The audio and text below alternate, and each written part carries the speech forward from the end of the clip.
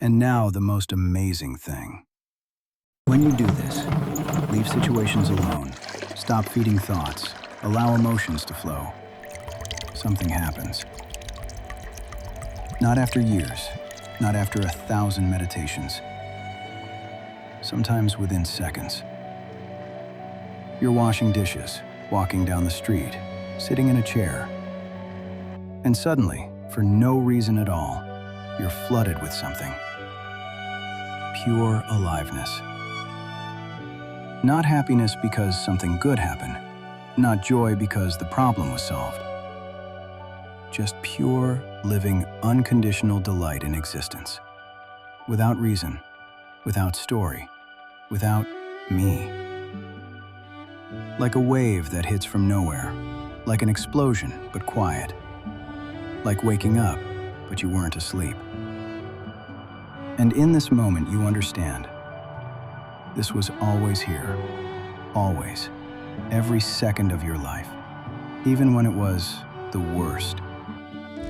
You just didn't see it, because you were looking at thoughts about life instead of life itself. Thoughts about what's crushing you covered pure aliveness. Thoughts about emptiness covered pure aliveness. Thoughts about fear covered pure aliveness. But it never left. You were just looking the other way. Imagine you're standing with your back to the sun, staring at your shadow, and complaining, "Why is it so dark?" Someone says, "Turn around."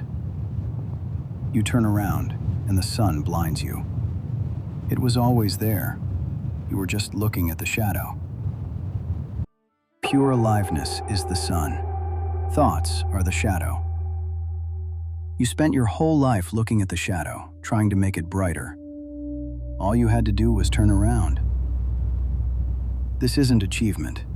This is recognition. You don't become enlightened. You recognize you always were. You just forgot. And this recognition isn't the end of the journey. It's realizing there was no journey. You were looking for solutions to problems, but it turned out the problems were constructed. The prison, interpretation. Stop believing the story. Pure aliveness floods everything.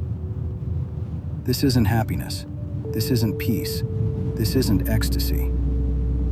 This is what you actually are. When there are no thoughts between you and life. And the funniest part? You read this text thinking, how do I get rid of problems? But actually the question was, how do I recognize that the suffering is optional? The answer? Stop feeding thoughts about it. They'll dissolve, like smoke, like a dream after waking. And what remains? Pure aliveness. You, the real one. Not the one on the screen, the one watching. Now the most important thing. Take absolute responsibility. Not for what happened, but for what you're feeding now. But I got fired. But he left me. But I was born poor. But I got sick. All true, not denying it. But there's a bigger truth. The event exists. The prison around it, that's constructed. In thought, moment by moment. Imagine you're watching a movie. On screen, terrible events. Loss, betrayal, illness, destruction. You're sitting there crying, "This is horrible. Why is this happening to me?" And then someone says, "It's a movie. You're just watching a screen." What do you mean, a movie? I feel this. Yes, you feel emotions watching the screen, but on the screen, it's just light and shadow. Story. Illusion. Your life is that same screen. Your brain fires electrical impulses. Consciousness interprets them as reality. You look at this internal screen and believe it's real. it's a movie. Always was. Everything's on the screen. Everything. You are the one watching, not the one on the screen. The entire universe, as you experience it, is in your head. Your entire image of yourself, in your head. Your interpretation of problems, in your head. Your story about the past, in your head. Your anxiety about the future, in your head. Your narrative about relationships, in your head. Your identification with fear, in your head. Your sense of emptiness, in your head. The raw sensation is one thing. The story that crushes you is another. And when you truly see this, not as a concept, but as living reality, the story dissolves. Stop. You are not thoughts. Thoughts come and go. You remain. You are not emotions. Emotions appear and disappear. You remain. You are not the body. The body changes every second. You remain. You are not the story about me. The story constantly rewrites itself. You remain. What are you then? What remains? Always, unchanging.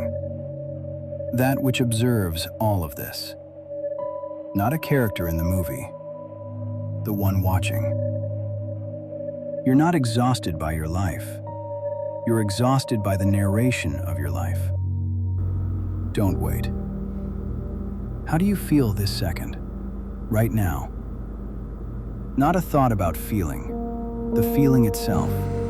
In the body. Now. There. Zero effort. Just notice when you remember.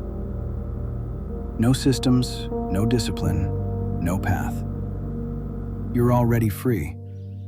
This is simply recognition. Want to be happy? Be it. Now. Not tomorrow. Now. How? Stop doing everything else.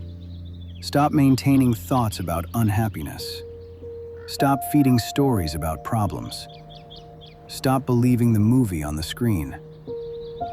And what remains, that's you. Real. Free. Purely alive. You're not a victim. You're consciousness that created the story and forgot it was a story. Remember. From Light. Your future self. P.S. When you stop fighting the movie and remember you're the one watching, something opens. The story never existed. The suffering, that was interpretation.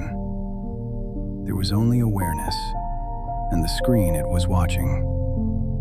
And in this recognition, an explosion of pure aliveness, without reason, without story, without limits. You were always free. You just watched the movie and forgot you weren't the character.